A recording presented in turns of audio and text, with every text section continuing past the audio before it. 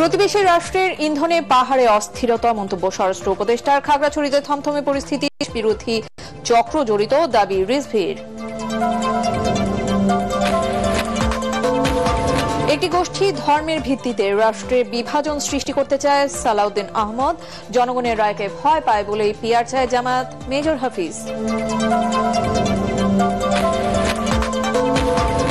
জাতীয় সংসদ নির্বাচনের তাফসিল ঘোষণার পর 150 পর্যবেক্ষক পাঠাতে চায় ইউরোপীয় ইউনিয়ন।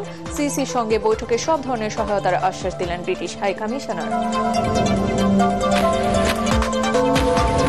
জুলাই আন্দোলন দমনে 3,05,000 রাউন্ড গুলি ছোড়ে আইন শৃঙ্খলা বাহিনী, ট্রাইব্যুনালকে প্রধান তদন্ত কর্মকর্তা।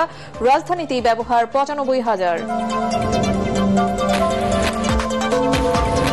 আগামী 4 থেকে 25 অক্টোবর পর্যন্ত 22 দিন ইলিশ ধরা ও কেনাবেচা নিষিদ্ধ।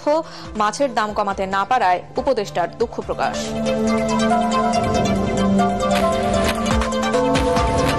এবং শারদীয় দুর্গোৎসবের মহাসপ্তমীতে উৎসবের আমেজ, মণ্ডপে মণ্ডপে পুণ্যার্থীদের ভিড়।